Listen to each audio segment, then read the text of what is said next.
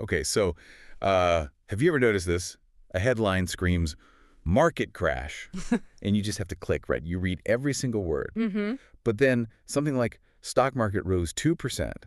You just scroll right past it. It barely even registers. Yeah, absolutely. It's a common reaction. It's almost like we think the bad news is smarter somehow, more realistic. And that being optimistic is just, well, a bit naive. Why do we do that? Why give negativity so much weight, especially with money? Well, it's a fascinating question, and it taps into some really deep-seated human tendencies. Welcome to the deep dive. Today, we're going to try and pull back the curtain on exactly that. We're using Morgan Housel's fantastic book, The Psychology of Money, specifically that chapter called The Seduction of Pessimism. Right. It's a really insightful chapter. Our mission here is to really get why pessimism has such a strong grip on us. What are the dangers, especially in finance, and maybe how a more balanced long-term view could actually lead to, well, more success and maybe just more peace of mind for you. Yeah, understanding these biases is key. We're definitely going to challenge some instincts today. And hopefully by the end, you'll have a slightly different lens for looking at financial news, maybe your own investments, and even just how you react to things day to day. So let's get started. Sounds good. The main idea Housel puts forward is, well, it sounds simple, but it's really powerful. We humans are just drawn to bad news, especially about money. He basically says pessimism feels smarter and more realistic, while optimism often seems naive and foolish. It really hits home. But why? Why does pessimism seem so much more intelligent? That's a great starting point. A lot of it comes down to our basic wiring, evolution. Survival instinct. Pretty much, yeah. Negative stuff, potential threats, they tend to hit us much harder, much faster, viscerally. That fear of loss, it's way stronger psychologically than the joy of an equivalent gain. Okay, that makes sense. Our ancestors needed to pay close attention to danger to survive. Exactly. Reacting strongly to bad news is like a built-in alarm system. It's primal. And the media, they definitely get this, don't they? Oh, absolutely. Maybe not maliciously, but they know what grabs eyeballs, what keeps people reading or watching. Right. Crisis sells. Negative stories just have more pull. It's like that example Housel uses. Yeah, the newspaper one. If it says stock market rose 2%, you probably just glance at it. Scroll past. But if the headline is market crash, boom, everyone stops, clicks, reads every word. Yeah. It just proves that pull towards perceived danger. And that pull, the one the media taps into so effectively, that leads us straight into the hidden problems with financial pessimism. Because the reality is different. Well, yeah. Short-term dips, market downturns, they happen. They're normal, almost expected part of the cycle. We see them all the time. Right. But what Housel stresses is that over the long haul, if you have a decent strategy, growth is actually remarkably consistent, almost, inevitable over long enough time frames. Okay, but the danger comes when that short-term fear takes over. Exactly. The really practical, sometimes devastating consequence is when people let that immediate pessimism win. They panic. They sell everything. Right. They pull their investments out during a downturn, and what happens? They lock in those losses. They completely miss out on the long-term growth that history shows tends to follow. They basically leave the party right before things get good again. Precisely. And if you zoom out, look at the bigger historical picture, it tells a very different story than that immediate fear suggests. What does Housel say about history? He points out that consistently, history shows that after major crises, markets and economies return stronger than before. It's a pattern. Recovery, adaptation, growth. It happens again and again, even after really scary events. So that long-term trend is a powerful counterpoint to the short-term noise. A very powerful one. Which brings us to defining what optimism actually means in this context. Yeah, this is crucial.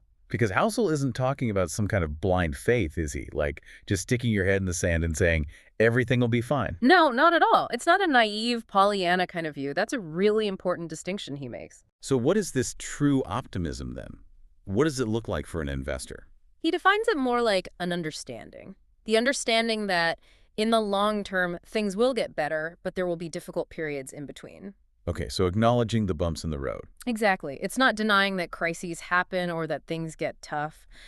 It's facing that reality, but still having this underlying conviction that collectively humans innovate, solve problems, and things generally progress over time.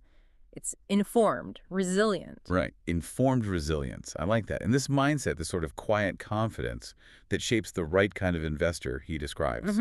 This investor isn't fearless, nobody is, but they manage to stay relatively calm when things are declining. They don't panic sell. They don't. They also actively learn from history, from those patterns we just talked about. And crucially, they protect their long-term goals. They don't let short-term fear derail what they set out to achieve over years or decades. They see the dips as just part of the journey, not the end of the road. Perfectly put. Which leads to that weird paradox we touched on earlier. Why pessimism seems smarter?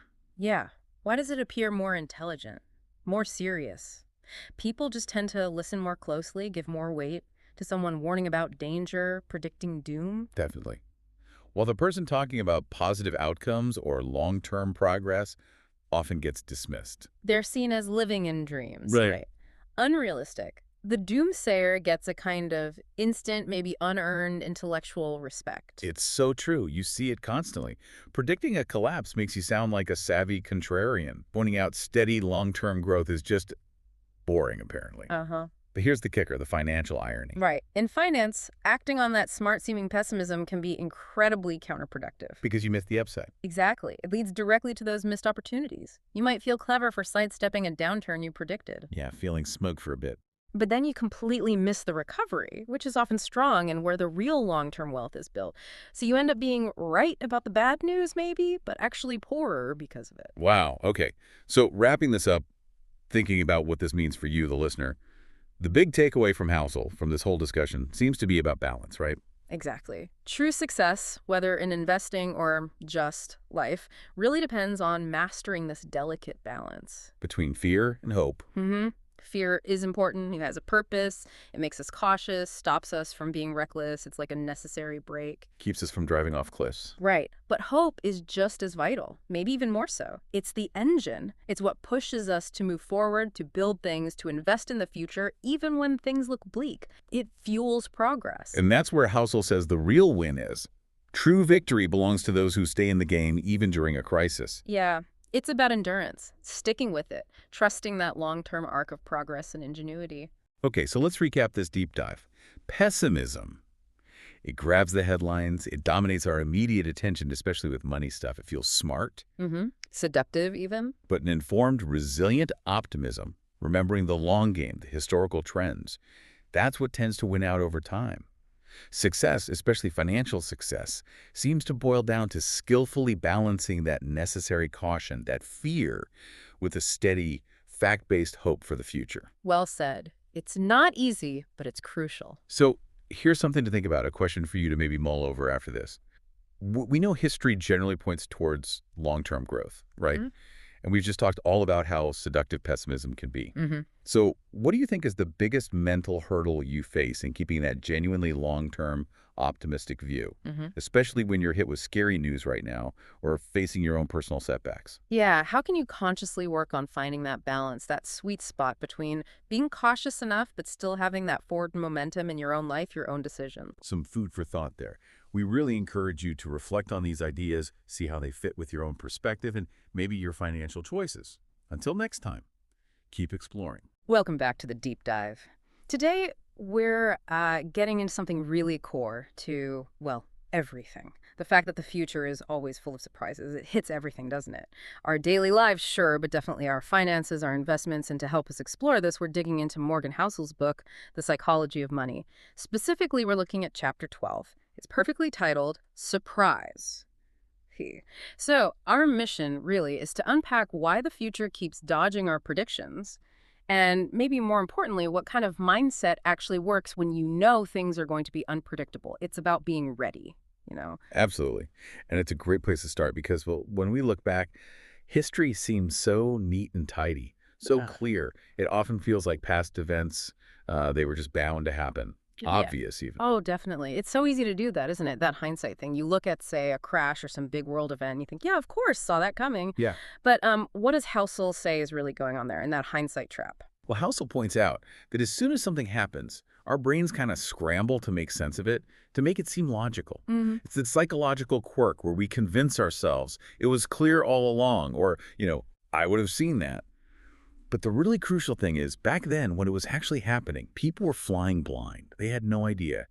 Think about the 2008 crash, or 9/11, or even the COVID pandemic more recently. Looking back now, yeah, we can connect the dots. But at the time, totally unpredictable. Nobody, absolutely nobody, knew exactly what was coming next. That hindsight view is really powerful, but it makes you wonder, okay, if the past fools us like that, why is the future always so murky, so hard to pin down? What are the fundamental reasons it keeps surprising us? Yeah, this is where it gets really interesting. The book breaks it down into three core things that basically guarantee the future stays unpredictable. They ensure economies, markets, they just can't stay stable or predictable for long. First up, new inventions. And we're not just talking small improvements. Right, like game changers. Exactly. Think the internet, smartphones, maybe AI next. These things don't just add a piece to the puzzle. They often, flip the whole board over, create totally new industries, kill old ones, disruptive stuff. Okay, so disruptive innovation is number one. What's next? Number two is sudden events. These are your classic black swans. Things like wars, pandemics, big natural disasters that just seem to come out of nowhere. They aren't just headlines. They fundamentally rewrite the rules. Supply chains, economies, even how we interact socially, almost zero warning. And the third element. The third one, and maybe the trickiest, is human behavior. We're just not rational actors all the time, are we? Oh, definitely not. Our collective emotions, fear, greed, panic, how rumors spread like wildfire, shifts in what people feel or believe, that stuff causes massive, unpredictable swings. Markets, society, everything. It's the constant mix of these three inventions, sudden shocks, and our own weird behavior that makes long-term prediction pretty much impossible. Wow, yeah.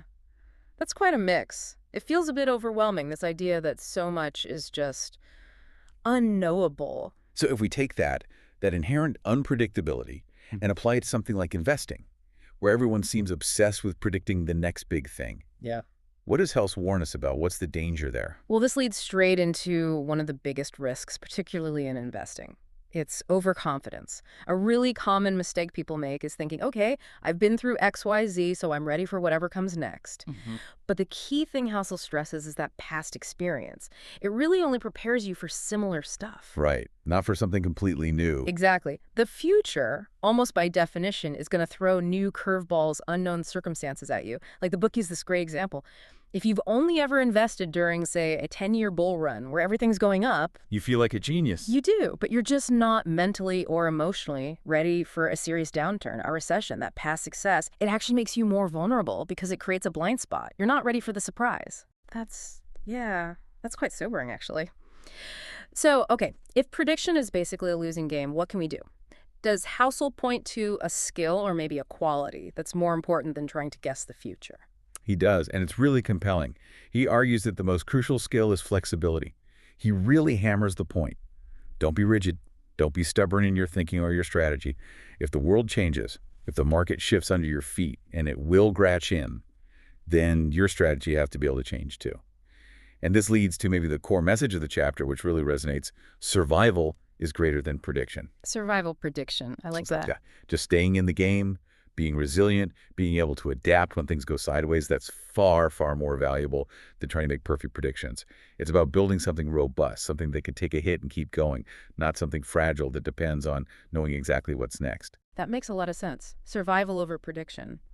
But what does that actually, look like? How do you practice that? Is it just about changing your mind all the time? Or is there a more structured way to be flexible? What's the right mindset if we know surprises are coming? Right. It's not about being flighty. Housel suggests a mindset built on three key pillars. First, actively expect surprises. Don't just accept them when they happen. Treat unexpected stuff as normal, as part of the deal in life, in investing. It changes your baseline. Okay, so normalize the unexpected. Got it. Second, build in a margin of safety. This is crucial. It's about having buffers, extra cash, conservative assumptions, maybe not being leveraged to the hilt. It's that cushion, financial and emotional, that lets you absorb shocks without your whole plan falling apart. Like financial shock absorbers. Precisely. And third, be ready to adapt quickly. When new information comes in, when circumstances clearly change, don't dig your heels in. Don't hesitate. Adjust your course. It's about agility, about proactively responding to reality, not just reacting after it's too late. Expect surprises, margin of safety, adapt quickly. Okay, so really wrapping this up for you, the listener, the big takeaway from this deep dive is that the future, it's just never going to be fully under our control. And the most effective person, whether you're investing or just navigating life, is probably the one who truly accepts that tomorrow could be completely different. And they prepare for that reality, not just think about it. Yeah, and that leads directly to this really important question Housel leaves us with at the end of the chapter. It's something for you to really think about. If we know the future is always going to throw us curveballs, always going to surprise us, does that mean we should take more risk, trying to maximize gains while we can? Or should we actually be more cautious, proceed slowly, focus on avoiding risk? That's a fantastic question to end on. More risk or less, knowing surprises are guaranteed. Definitely something to chew on. Think about your own approach to risk, to uncertainty, especially after exploring this idea that unpredictability is just the way things are. We really hope this deep dive gave you some valuable stuff to think about for your own plans and decisions. We all sort of secretly wish we had a crystal ball, don't we? Definitely. Especially when it comes to our money. We dream of that perfect investment, the one that guarantees a smooth ride. Yeah, a predictable path. But here's the thing. Trying to predict the future, particularly in finance, well, it can be a really dangerous game. It really can. Unpredictability is kind of the name of the game. Welcome, everyone, to The Deep Dive. This is where we take your sources, articles, research, notes, you name it, and we dig in to pull out the most important bits. Basically, your shortcut to getting properly informed. We try to pack it with interesting facts and enough insight to, keep you hooked. So today we're taking a deep dive into a really crucial concept. From Morgan Housel's fantastic book, The Psychology of Money. Right. We're zeroing in on Chapter 13. He calls it Room for Error. Yeah, and our mission today really is to unpack why having that safety net, what people often call a margin of safety, why that's not just like a nice thing to have in your financial plans. It's actually essential for survival, for long-term success, precisely because the future is so, unpredictable. That idea, room for error, Yeah. it almost feels a bit strange, doesn't it? In a world that loves precise plans and certainty. It does. But Housel says this idea is maybe the single biggest safety tool you can have. Yeah. In personal finance, in investing. It's fundamental. And it's interesting, the source even notes the Hindi phrase, hathi tu dene, Right. which apparently literally means the scope or possibility for error. It really drives home that it's kind of inevitable, It absolutely does. And the Yeah. principle behind it is just so powerful. You can be wrong, but you must still survive. It's not about hitting the bullseye every single time with your predictions. It's about building in that resilience, Okay. that capacity to take a hit and keep going, making sure you stay in the game even when things inevitably go off script. That idea of surviving, even if you're wrong, that really resonates. But isn't it hard to actually internalize that? We're always told planning is key. Shouldn't really good research be enough? That's a great question, and it hits on a critical point. Even the absolute best research, the most careful analysis, it can still be blindsided. Right. The future is just packed with uncertainty, with what people call unknown unknowns, those factors you just couldn't possibly anticipate. Okay, so stuff completely out of left field. Exactly. And if your plan needs everything to go perfectly, if it requires 100% accuracy to work, Then you're exposed. totally exposed. It's like building a house of cards. It's inherently risky, Yeah. and it just sets you up for failure the second reality throws a curveball. Yeah, it's easy to fall into that trap, I guess, thinking perfect planning means perfect results. But like you said, those unknown unknowns can just wreck everything. They really can. So how do we actually picture this margin of safety? The source had a pretty good analogy, didn't it? Yeah, the engineering one is great. Super simple and clear. Think about a bridge. Okay. It might be designed on paper to hold, say, 10,000 kilograms. Right. But when they actually build and test it, it's built to withstand maybe 15,000 kilograms. Okay. So way more than the expected load. Exactly. That extra 5,000 kilos, that's the margin of safety. It's the buffer for unexpected stress, maybe material fatigue over time, anything not perfectly accounted for. It's that extra capacity. And that applies directly to our finances, which is, wow, pretty powerful when you think about it like that. Totally. So if you figure you need, 5 crore for retirement, this principle says you should actually aim higher, maybe target 6 or even 7 crore. Precisely. That extra bit is your financial bridge's overload capacity. It lets you handle the unexpected financial storms. Yeah.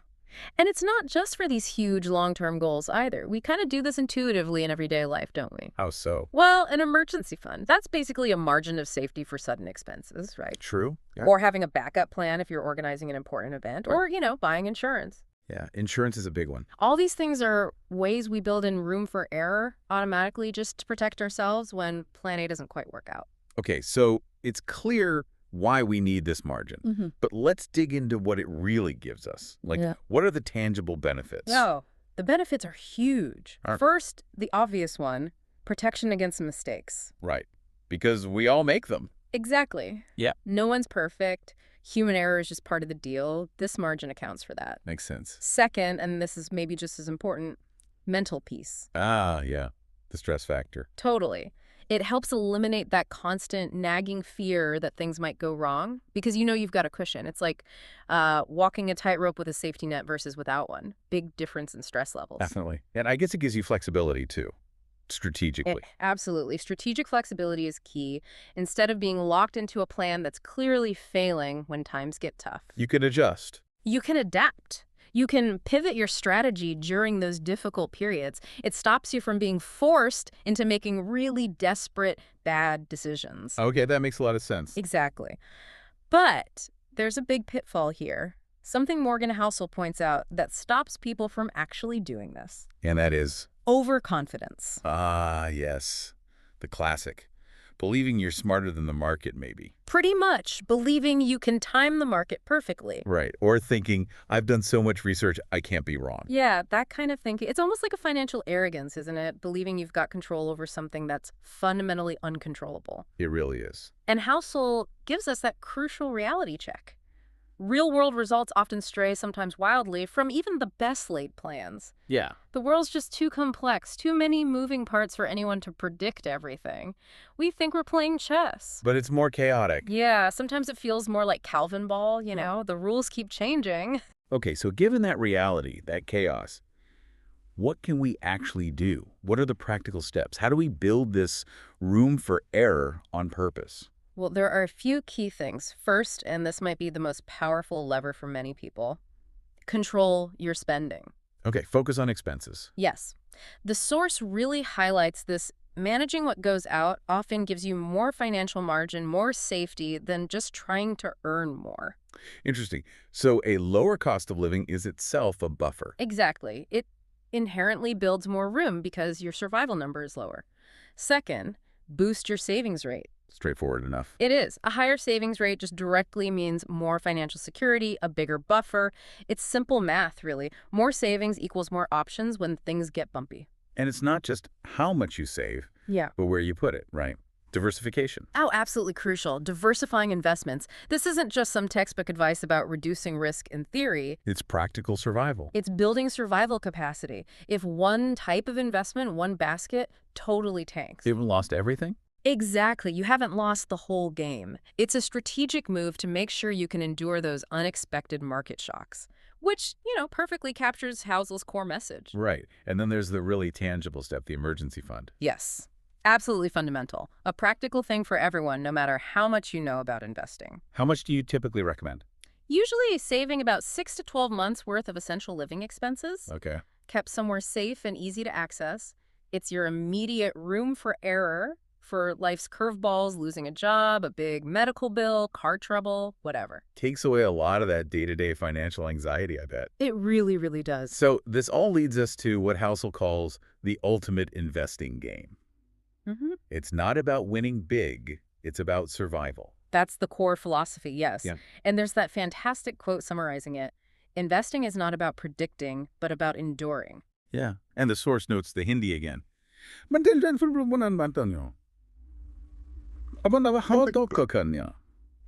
The real game is not predicting, but remaining, enduring.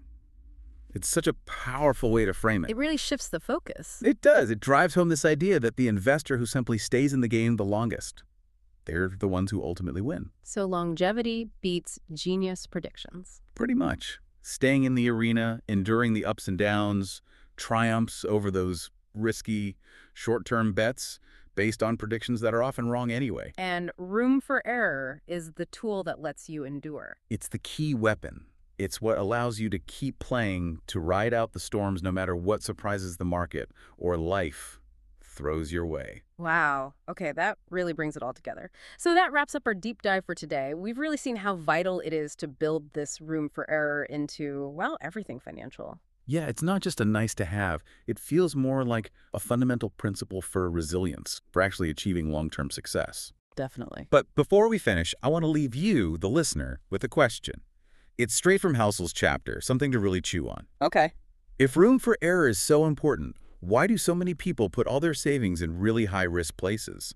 And then he asks, is it greed or is it ignorance? Ooh, that's a heavy question. Makes you think, doesn't it? About what really drives our money decisions. It certainly does, beyond just the pure logic. And, that actually leads perfectly into where we might go next time. We'll probably explore how our own goals, our financial viewpoints, they aren't static. Right, they change over time. Exactly. And preparing for that change, which the source hints at for the next chapter called You'll Change, that's another huge piece of financial wisdom, isn't it? Just like building room for error. It absolutely is. Yeah. Adapting to our future selves is just as important as adapting to an uncertain market. Well, thank you for joining us on this deep dive, everyone. We really hope you take these ideas about room for error and start thinking about how to build your own buffer, your own safety net. Definitely worth doing. So until next time, Yeah. Welcome to the Deep Dive. Today, we're getting into something really fundamental. It affects how we plan our lives, especially, our money and those big long-term decisions. We're looking at insights from Morgan Housel's great book, The Psychology of Money, specifically Chapter 14. It's called You'll Change. So our mission here is to really unpack why the person you are today, well, isn't exactly the person you'll be down the road. And maybe more importantly, how understanding that simple fact can lead to, well, smarter choices. What actually happens when we make these huge plans, assuming future you wants the same stuff current you wants? It's fascinating, isn't it? How often we sort of gloss over this basic human thing. Our needs, our priorities, even just our thoughts, they evolve. Like Housel points out, what is your biggest priority today will not seem as important to you 10 years from now. And that insight, it really forces you to rethink how you approach, well, everything. Finance, life decisions, the lot. Okay, let's dig into that. The core idea. Your future self is different. What does that actually look like? Practically speaking, when we think about our goals. Well, if you connect it to the bigger picture, it just means goals aren't set in stone. They shift. The sources we looked at, they show these really distinct changes in priorities depending on your life stage, like in your 20s. Often it's all about building a career, right? Earning money, getting experience. Establishing yourself, yeah. Exactly. Then you hit your 30s, maybe 40s, and suddenly priorities often swing towards family, kids' education, maybe buying a home. Big shifts. Huge. And then later, 50s, 60s, health becomes a bigger deal, retirement planning, maybe just wanting some peace of mind. So that raises a pretty important question, doesn't it? If our plans naturally change like this, what's the number one mistake people make with that long-term financial planning? Right, because it gets really interesting there. The sources point out this critical error. Yeah. People mapping out 30, 40 years, like their tastes won't change at all. But life happens, right? Curveballs are kind of the norm. Precisely. Major life changes, getting married, kids arriving, a big career switch, maybe an unexpected health thing. Any of those can completely rewrite your priorities.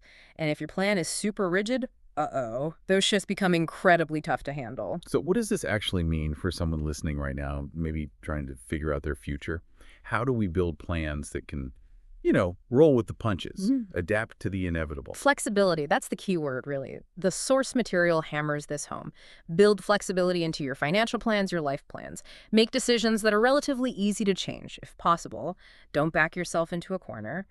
And regularly check in. Look at your investments, your spending. Does this still line up with who you are now and what you want now?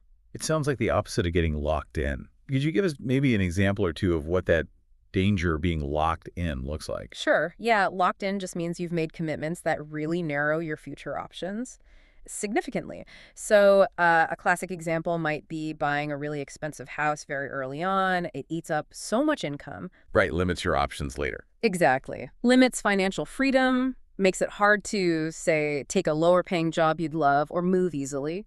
Another one could be maybe sinking all your capital into a specific business, one that's really hard to sell or get out of, even if your passions change completely or your life circumstances demand something different.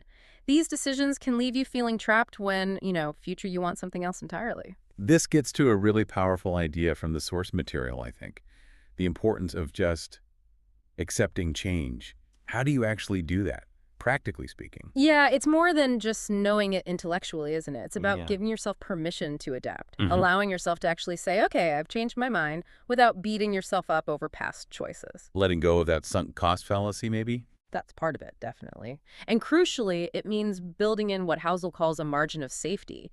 Think of it like financial breathing room and personal breathing room too. Having some flexibility, some buffer, maybe not being leveraged to the absolute max. That buffer allows you to adjust course when your goals shift without it causing a huge crisis. It cushions the changes. So, wrapping this all up then, if we take everything from this deep dive into you'll change, what's the real secret? The key to long-term success, knowing we're definitely going to evolve. Well, the chapter sums it up pretty neatly, I think. The secret isn't finding one way of thinking and sticking to it forever. No. It's about being able to change your plan as the times change, as you change. It's all about adaptation, really, not sticking rigidly to some old blueprint that just doesn't fit the person you've become. And that leaves us with a really interesting, maybe slightly uncomfortable question that the source kind of drops on us at the end. Something to think about after this. Yeah, it's a good one. If we know we're going to change, why do so many of us make these huge forever type decisions? Is it driven by fear? Or is it more about that deep-seated human desire for stability, for certainty, even if it's kind of an illusion? A powerful question indeed. Well, we hope this deep dive has given you some valuable things to chew on as you navigate your own journey of change. Join us next time on the deep dive. Dream about success just landing in our lap, don't we? Yeah. Effortlessly. Yeah, absolutely. Whether it's big returns on an investment, or maybe a business that just takes off, or even getting ahead in your career. There's often this quiet hope, isn't there, that we can get it all without, well, any real struggle. Mm-hmm. It's like wanting the marathon medal, but hoping you don't have to run the miles. It's a very human thing. Exactly. But what if, and this is what we're digging into today, what if that very hope, that desire for a pain-free path, is actually the biggest thing getting in the way of achieving anything, truly significant? That's a powerful idea. It is. And our deep dive today is going to challenge that hope head-on using Morgan Housel's brilliant book, The Psychology of Money. A fantastic read. We're focusing specifically on Chapter 15. It's got a very direct title. Nothing's free. Doesn't mince words, does it? Not at all. Yeah. And it's not just talking about the obvious costs, the dollars and cents. It really unpacks this idea that success isn't about dodging the struggle. It's more about accepting these unseen fees. Unseen fees, I like that. What sort of things? Well, think about the market, right? Mm. The fee is that uncomfortable volatility you have to sit through. Oh, yeah. The ups and downs. Or maybe you're building a business. The fee might be the personal criticism you face. Or for a career, maybe it's years of delayed gratification. Things that don't show up on a balance sheet. Exactly.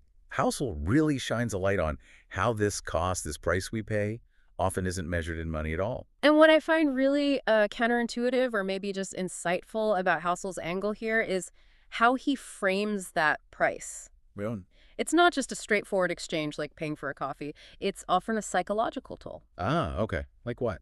like impatience or that fear of missing out, FOMO, or just the sheer discomfort of, say, doing nothing in the market when everyone else seems to be frantically buying or selling. That's a big one. Resisting the urge to react. Exactly. That's the real mind shift Housel is pushing us towards. So our mission, really, in this deep dive, is to pull out those surprising facts, that core wisdom about accepting these often hidden costs. And seeing them not as roadblocks. Precisely. Seeing that discomfort not as something to avoid at all costs, but actually as, well, potentially a pathway to growth, turning it into an advantage almost. Okay, so let's fast forward a bit, thinking about the core takeaway then. Right. So to sort of wrap up the central theme from Nothing's Free, it boils down to this: true success, whatever that looks like for you, It always, always has a price. No exceptions. No exceptions. And that price, as we've been saying, isn't always cash. It's like this non-negotiable fee you pay for making real progress. A fee for admission, almost. You could put it that way. And the people who really get that, who understand it and crucially accept it, they tend to be the ones who thrive. In the long run, anyway. And that really is the challenge Housel puts forward, isn't it? Because, knowing everything has a price, intellectually, that's one thing. Easy to say. But being genuinely willing to pay it, and gladly, as he says, especially when the price isn't money, but it's discomfort or uncertainty or patience. That's where it gets tough. That's where many people stumble, I think. Yeah. He sums it up so well in the chapter. The quote is just perfect. Every big thing has a price, and those who are willing to gladly pay this price are the ones who come out ahead. Simple but profound. It really sticks with you, doesn't it? It does. And it leaves us, and you listening, with a really potent question. It's one Housel himself kind of leaves hanging at the end of the chapter for us to chew on. Okay, what's the question? He asks, essentially, if we know everything has a price, why do so many of us still look for a pain-free path? In investing and life decisions generally. Now he pushes it further. Is this mental weakness, or is it just wrong thinking? That really makes you pause and think, doesn't it? It pushes the question back onto you, the listener. Right. What invisible prices are you paying right now? Or maybe, what prices are you willing to pay for your biggest goals? You like the discomfort of waiting, or the stress of not knowing the outcome. Or even just the opportunity cost.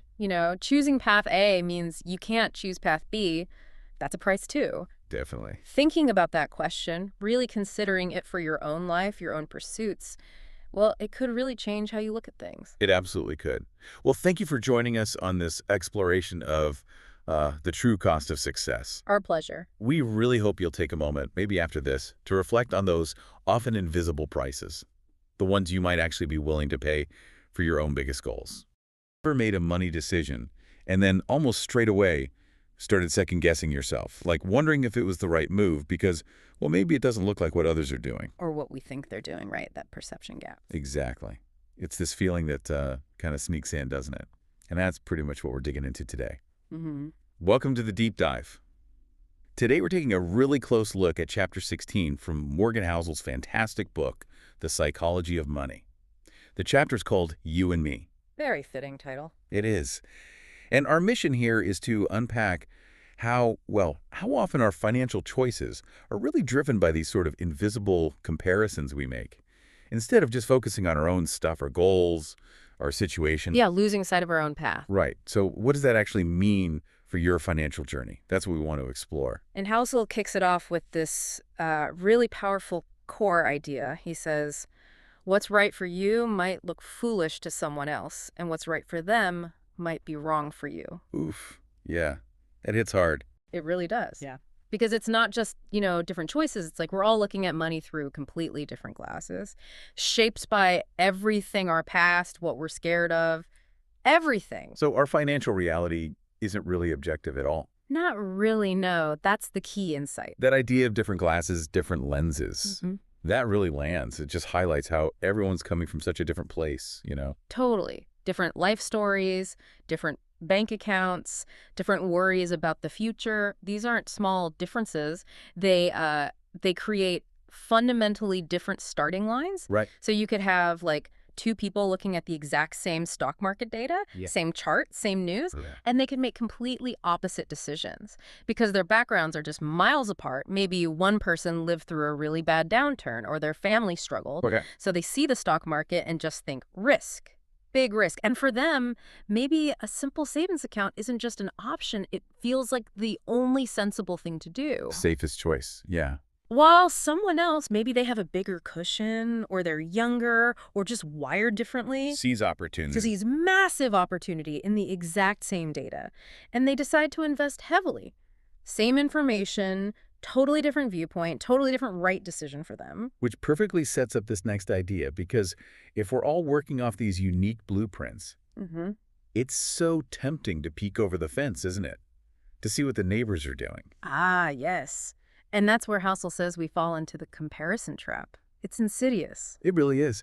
And today, with social media and just, seeing snippets of people's lives. Oh, it's amplified massively. We get these subtle or sometimes not so subtle nudges that make us feel like we're behind constantly. You know what I loved about how Housel put it? He talks about comparing our own, like, messy, behind-the-scenes decade of work. Yeah, the grind, the mistakes. Right, all of that. Mm-hmm. Comparing that against someone else's shiny, edited 10-minute highlight reel they post online. It's such a perfect way to frame it, and we all fall for it, don't we? Guilty. Absolutely. And the real danger there, the consequence, is that this comparison pushes us. It forces us into making money moves that are just wrong for us. Yeah. Fundamentally unsuitable for our actual needs, our actual situation. Like chasing some hot stock tip because your friend did, even though it makes no sense for your long-term plan. Exactly Wow. that. Or taking on way too much debt for a lifestyle upgrade because it looks like everyone else is doing it. Okay, so if everyone's situation is unique Yeah. and comparing is so risky, how do we even figure out what's right or wrong with money? Is there any universal rule? That's the big question, isn't it? And Housel's answer is actually kind of freeing. He basically says there isn't one. No universal yardstick. Nope, it's super clear in the chapter. What counts as financial success or even just a good decision is incredibly personal. It totally depends on your context. How can you judge someone else's choice without knowing their whole story? You can't. He uses this brilliant example. Imagine someone loses, say, $100,000 on an investment. Okay, that sounds bad. Well, for a very wealthy person, that might just be a fee. The cost of learning something, part of playing the game, annoying maybe, but not devastating. Right, just a business expense almost. Yeah. But now take that exact same amount, $100,000. Hmm. For someone, middle class. That could be everything. Their life savings, gone. Exactly. Same number, wildly different impact, wildly different meaning. It just hammers home how subjective this all is. It really does. But okay, if it's always about personal context, how do we stop ourselves from just getting stuck or maybe just making excuses for dumb choices? Is there a guiding principle? There is, and it's probably the most crucial piece of advice in the whole chapter, I think. Yep. He says, run your own race. Run your own race. Simple. Simple but powerful. It means basing your financial decisions only on your goals, your situation, right now. Tune out the noise. Focus on your own lane. So that friend buying the fancy car or the colleague always talking about their stock wins. That's their race, their finish line, their choices based on their context, which you probably don't fully know anyway. It has zero bearing on what's right for my money, my goals. Precisely. Trying to keep up with their pace or match their lifestyle, it just throws you off your own course. Don't change your goals or speed based on someone else. That's the core of it. And he has that great line, someone else's finish line is not your starting point. Ooh, I like that. That's memorable. It sticks, right? Their big win doesn't mean you're just beginning or doing something wrong. You're on a different track altogether. But it's so easy to forget that. And when we do forget, when we fall into that comparison trap, Housel points out some common, pretty big mistakes we tend to make. Yeah, he does. First one, taking on way too much risk. Unnecessary risk. Financial FOMO. Basically, yeah. You see someone else making quick money, supposedly, and you feel like you need to jump in, make bigger bets than you should, or that fit your actual plan. Okay, what else? Another big one is ditching perfectly good, solid, long-term strategies. Why would you do that? Because comparison makes you impatient. You see someone else's highlight reel, and suddenly your slow and steady approach feels, well, too slow. So you abandon the plan chasing a quick buck. Right. Trading patience for a gamble. Pretty much. And the third thing he flags is just mindlessly following trends. Like everyone piling into crypto or a meme stock. Could be, yeah. Or any hot investment style. Just because it's popular, people are talking about it, doesn't mean it makes any sense for you. For your goals, your timeline, how much risk you can stomach. You have to ask, does this actually serve my purpose? Not just, is it popular? That's the critical question. Always bring it back to you. Okay, so wrapping this chapter up, the big takeaway seems to be, your money journey has to be on your own terms. If you try to run someone else's race, You'll probably lose your own victory. You sabotage your own success by focusing on theirs. stay in your lane. Focus on your own finish line. That's it. And Housel leaves us with this really deep question to think about. He asks, basically, if we all know everyone's situation is different, why do we keep messing up our decisions by comparing? Is it just baked into us like human nature? Or is there some other reason we keep falling into that trap? It's a really interesting one to chew on. It definitely is. Something to ponder after we finish here. So next time on the deep dive, we're sticking with the psychology of money And moving on to chapter 17. Ah, The Seduction of Pessimism, another great one. Yeah. We'll be exploring why bad news grabs our attention so much more than good news, and crucially, how that negativity bias messes with our investment decisions and maybe even our life decisions. It's a fascinating topic. Looking forward to that. Me too. You definitely won't want to miss that conversation. It's how a piece of bad news just hits differently, especially when it's about money or the economy. Yeah, it feels so much more immediate, right? Right. More real somehow than the good stuff. Exactly. It just sinks in. So why is that? Why does negativity often feel so much, well, more true than optimism? That's a great question. And it really gets to the heart of, human psychology and how we handle financial information. Okay. So today, our mission is to really take a deep dive into that bias. Right. We're looking at Morgan Housel's book, The Psychology of Money, specifically chapter 17, The Seduction of Pessimism. That's the one. A very telling title. Yeah. So the plan is to figure out why pessimism feels so rational, how it affects your financial decisions, and maybe, give you some tools to handle it. Fundamentally, it's about how we're wired. Our brains evolved for survival. Okay. Think about our ancestors, the ones who instantly noticed the rustle in the bushes, the potential threat. They survived. They passed on those genes. Exactly. So bad news, danger signals. They just grab our attention immediately. It's a reflex almost. That makes sense. It's incredibly powerful, isn't it? Like you see a headline, stock market plunges. Yeah, instant reaction. Anxiety maybe. Totally. That jolt in your stomach. Yeah. But then you see stock market rose slightly or economy grew a bit. It's good news, but Yeah. it doesn't usually trigger that same intense, urgent feeling. Right. And that difference really highlights this built-in slant towards the negative. And that survival instinct, which is obviously crucial for, actual survival. Sure. It can actually be pretty unhelpful when it comes to long-term investing, like using a smoke detector to bake a cake. Wrong tool for the job. Okay, I like that analogy. So if it's bad for our long-term finances, why does pessimism seem so logical, so real? Is it just that immediate hit? That's a huge part of it, yeah. Negative stuff often happens fast. It's dramatic. Think market crashes, job losses, boom, immediate impact. Very visible. Very visible. Whereas positive things, economic growth, market recoveries, they tend to creep up on you, slowly, gradually. Right, over time. Over long periods. So that difference in timing makes the bad stuff feel much more tangible, more concrete. Sure, the pandemic is such a clear example of that, isn't it? Absolutely. The initial fear, the lockdowns, the losses, bam, right there, instant shock, everyone felt it. Undeniable. But then the recovery. The market's climbing back. That took years, and it wasn't like this big dramatic daily event. It was slow, steady, kind of boring almost. Often quite unsensational, yeah. Which leads right into what Housel says so well in the chapter. He puts it, let me get the phrasing right from the translation. Pessimism in money and investing feels like reality, and optimism like a dream. Wow, okay. Feels like reality. Optimism, like a dream. That really captures it, doesn't it? It does. It explains why the negative view feels so grounded, so factual, while optimism can sometimes feel, naive. Wishful thinking. Yeah, like you're not being serious if you're optimistic. Exactly. And then, layered on top of our natural bias, you have the media. Oh, yeah. That's a big one. Huge. News outlets, social media, they need your attention. Eyeballs, clicks. Yeah. And what grabs attention reliably? Fear. Bad news. Scary headlines. Bingo. Fear sells. It's a proven way to get engagement. It's almost like we're primed for financial doom scrolling. Totally. And we kind of participate too, right? People are way more likely to share a scary headline than a, like, things are okay headline. That's a great point. A sensational story gets shared, amplified. Think about it. When did steady, consistent growth ever go viral? Never. But impending market collapse, that's everywhere. Right. So you get this feedback loop constantly reinforcing the negative narrative. And the result is?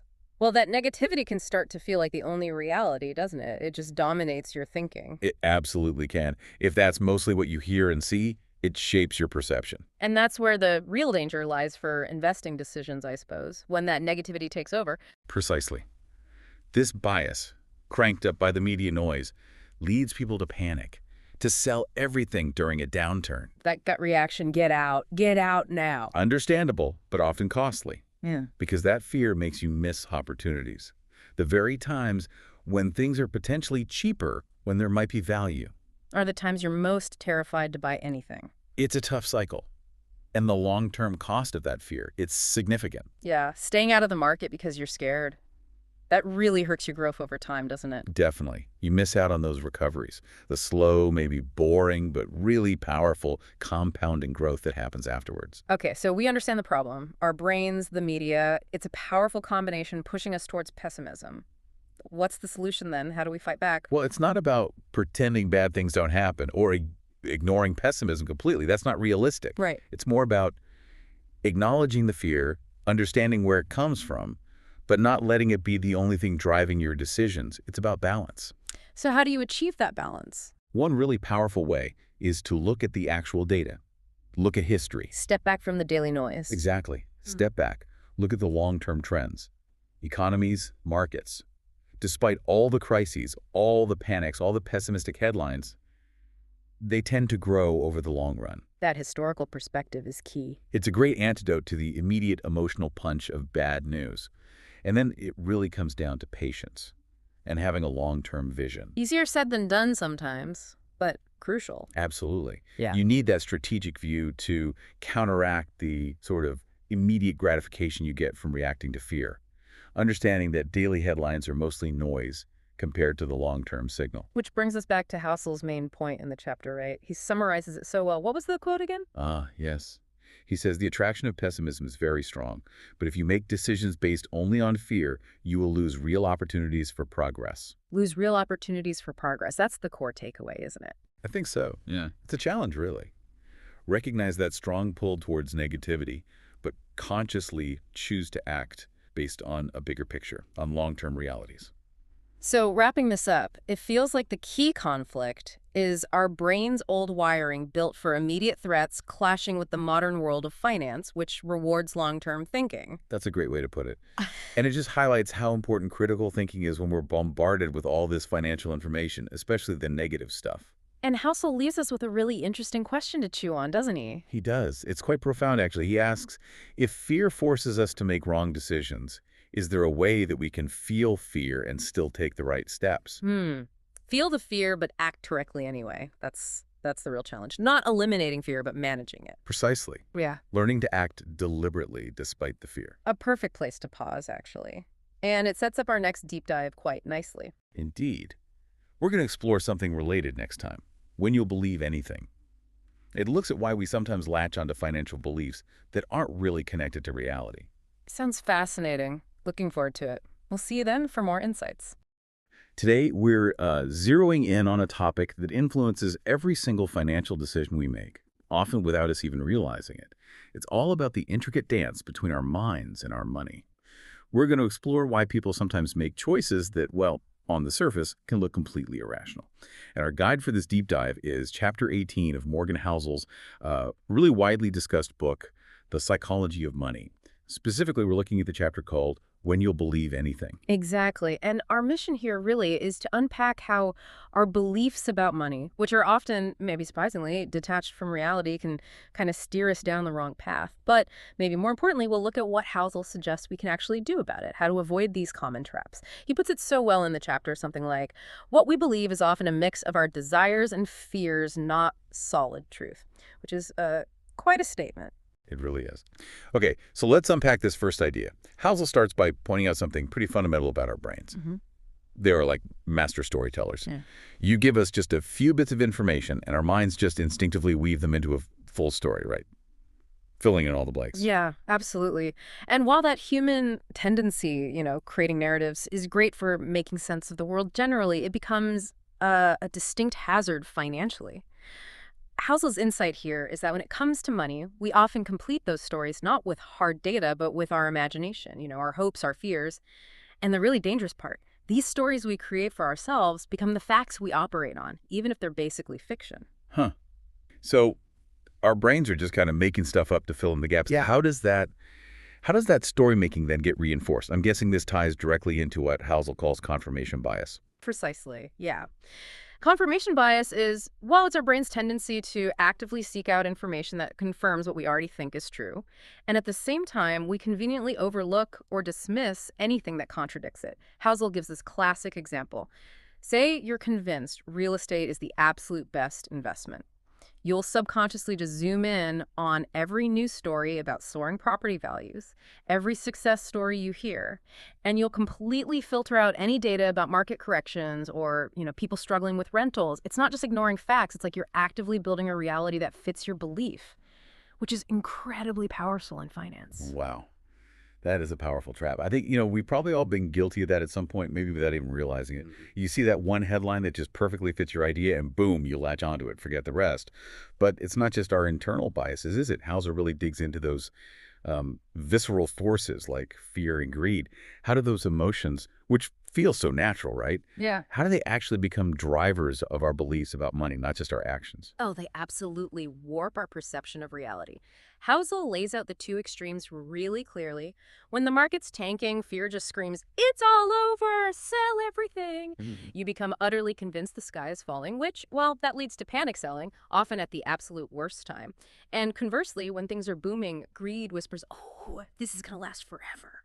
And you start believing that, irrational exuberance is just the new normal. You get caught up. Both states, fear and greed, they completely prevent you from seeing the market clearly. They trick you into believing a temporary situation is some kind of permanent truth. It's less about just feeling the emotions and more about letting them actually dictate your basic understanding of what's happening. Right. It's almost like our emotions don't just influence decisions, they literally write the narrative we believe in that moment.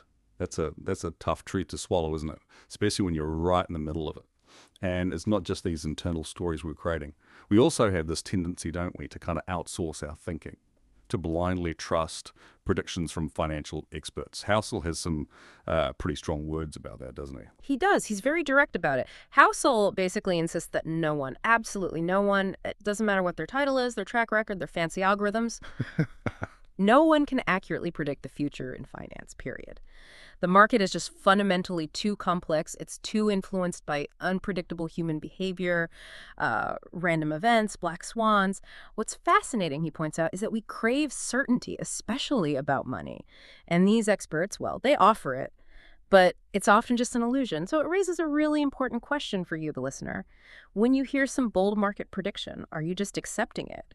Or are you stopping to critically ask, hang on what basis could this person possibly know this for sure? That's a tough challenge, though, isn't it? Because if we can't trust experts for predictions, how does an ordinary person even, start to plan their financial future, especially when it feels like everyone else has some kind of crystal ball? Right, and that's exactly where Housel shifts gears. He goes from diagnosing the problem to offering a way forward. And it's not about becoming emotionless, that's impossible. It's about being more aware. He outlines three core strategies. First, cultivate fact-based thinking over purely emotional reactions. That means really trying to separate what you actually know from what you just feel about your investments, rigorously. Second, make it a habit to challenge your own long-held assumptions about money. Ask yourself, is this belief really supported by evidence, or is it just a story I've picked up somewhere? And third, focus relentlessly on the long-term trends. You need to develop like a high-pass filter for all the short-term noise and hype that's constantly screaming for your attention. Okay, so what does this all boil down to for you as you navigate your own financial journey? It sounds like it's maybe less about becoming some kind of financial wizard and more about becoming a more critical observer of your own mind, your own thought processes. This deep dive into when you'll believe anything, it really hammers home the huge influence our internal beliefs have on our actual financial outcomes. It's a powerful reminder, isn't it, that sometimes the biggest obstacle isn't market volatility, but maybe just the stories we tell ourselves about it. Yeah, exactly. And Housel wraps it up with this powerful analogy. He says, having wrong beliefs about money is like driving a car in the wrong direction without thinking you'll never reach your destination. It really just underscores how fundamental our mental maps are to where we actually end up financially. It's quite profound. Absolutely. And that leaves us with the really deep, maybe slightly unsettling question Housel poses right at the end of the chapter. And it's one we definitely invite you to ponder. If our mind itself creates stories and deceives us, is there actually a way to reset our thinking to make better financial decisions? A very powerful thought to carry forward. Deep dive. Today, we're sifting through the final insights from Morgan Housel's book, The Psychology of Money. Specifically, we're looking at the last chapter, chapter 19. It's called Now What? Kind of sums it up, right? Yeah, so our mission here is really to pull out the practical stuff from this chapter summary, the actionable advice. It really zeroes in on how we can consistently apply good financial habits, keep doing the right things, especially when everything seems chaotic. And Housel picks off with a pretty big idea. He says success isn't about one huge win. It's not about finding some secret formula either. Okay, let's unpack this. Exactly. And the source puts it really well. It says, "Pan ko siya kan bro papa no kana kare hodi kadi kadi mo ko siya ka nga ka don't ka Yeah. and kon ta kata no kan which translates to success in money comes from consistently applying correct principles over a long time, not from a single big opportunity." And what's really key there is how it reframes success. It's not an event, right? It's a process, an ongoing thing. So the small stuff you do every day, that actually matters most. Absolutely. Those seemingly boring decisions, they compound. That's the bedrock. It really pushes back against that whole get-rich-quick idea we see everywhere. That is such a crucial point. Consistency over intensity, maybe. And the chapter then gets into some specific lessons that build on this. So where does he suggest we start? Well, one of the first things he highlights is that there's no single right way. No fixed formula for earning, saving, investing. What works for you today might not work tomorrow or might not work for someone else. Okay, so flexibility is key then. Huge. It's critical. And it's interesting because people, they crave certainty, especially with money. But Housel sort of suggests that clinging too tightly to a rigid plan in a world that's always changing, well, that's the real risk. That's it. Yeah, that turns things on its head a bit. So how do you stay flexible without just like flailing around? Because that feels risky too. Right. It's a balance. And I think he'd argue that real flexibility isn't just chasing the latest fad. It's about building a system that's robust because it can adapt, which leads right into the next point. Yeah. You absolutely have to create a personal strategy. Personalize it. Makes sense. Yeah, think about it. Your income, your spending, your family, your comfort with risk, what you actually want out of life, it's all unique to you. Trying to copy-paste someone else's financial plan, even if they're super successful? It just won't fit properly. Exactly. Like wearing someone else's shoes, as the summary says. You'll stumble. Love that analogy. So it's less about finding the perfect plan and more about finding your plan, one that fits your life and maybe your personality too, which then connects to another idea he mentions, the power of small, consistent steps. Seems simple, but... Oh, definitely. And he really leans into this. He argues that these small, steady actions, they often feel, well, kind of boring. They seem too slow, especially when everyone's talking about massive returns and quick wins. Yeah, the unsexy stuff. Precisely. But that's the engine of real long-term wealth. These consistent habits often beat the high-risk, aggressive strategies over decades. Why? Because you can actually stick with them, emotionally, financially. Compounding needs time, and consistency gives it that time. It's not just math, it's behavior. Makes sense. Right. Making those small, smart choices day after day, that adds up over 10, 20 years. Monumentally. So it's the steady work that wins, and hopefully all this leads somewhere beyond just bigger numbers on a spreadsheet. Which brings us to the next lesson he talks about. Yes, focusing on your quality of life. This is a big one. It's so easy to get trapped in just chasing more money, more assets. The more is better treadmill. Exactly. Housel reframes it brilliantly. He suggests real financial success isn't just about how much you have. It's about the peace of mind it brings, the freedom. It's about being, rich enough for what matters to you, not just richer than the next person. That's a powerful shift, focusing on enough. It puts money back in its place, doesn't it, as a tool. Yeah. Its ultimate purpose isn't just piling up, it's liberation. What's the point of having loads of money if you're constantly stressed about it? Or if it stops you actually enjoying your life. Right. So it's about figuring out what really matters, time, freedom, less stress, and using money to get that. Money serves you, not the other way around. That changes the whole game. Okay, so we have flexibility, personalization, consistency, focusing on quality of life. And to keep all that working, there's one more key point. Yes. And it's incredibly practical, especially today. Never stop learning. Keep learning, always. You have to. The economy changes, technology changes, the world changes. Constantly. What worked financially 20 years ago, it might be okay, or it might be actively harmful today. Good point. So Housel says if you stop learning, stop adapting. Your financial knowledge gets stale. Your thinking gets outdated. And this isn't just like reading the Financial Times every day. It's about questioning your own assumptions, updating how you think about money and people. It sounds like staying curious is a form of financial defense. Protects you from getting complacent. I think that's a great way to put it. It fuels resilience. So if we kind of pull all these threads together from chapter 19, the big message is, well, it's not about lightning strikes. True financial success comes from having a strategy that's flexible and personal to you. It's about embracing those small, consistent steps, aiming for a better quality of life, not just more stuff, and staying curious, staying adaptable, being deliberate about it all. And that's really relevant for everyone listening, isn't it? These aren't just theories. You can think right now about how these ideas challenge maybe some common advice you've heard. How can you integrate this kind of thinking into your own approach for more calm, maybe more freedom? It's about taking these principles and really making them yours.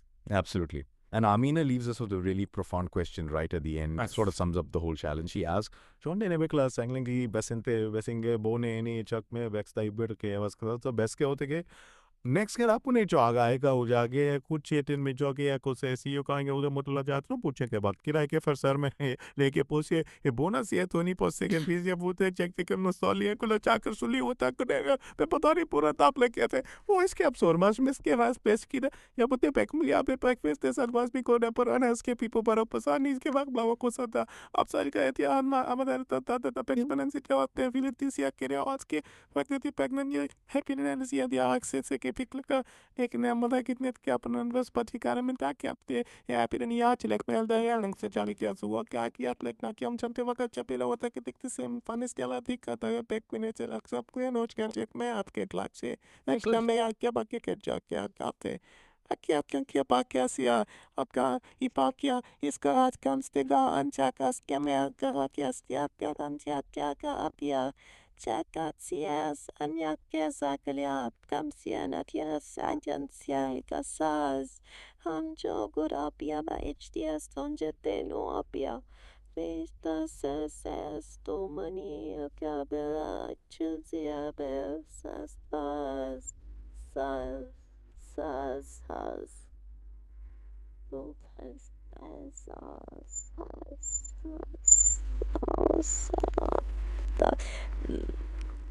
Out and found to pose. Wow, yeah. That's a question to sit with for a while. It really forces you to think beyond just the practicalities, doesn't it? About your fundamental relationship with money. Well, we hope this deep dive gives you some food for thought on that front and maybe encourages you to check out the full book, The Psychology of Money. There's definitely more to explore there. Today, we're looking at something we don't always connect directly with money, the human side of it, like the psychology. It's not just spreadsheets today. We're getting into how we feel about earning, saving, spending.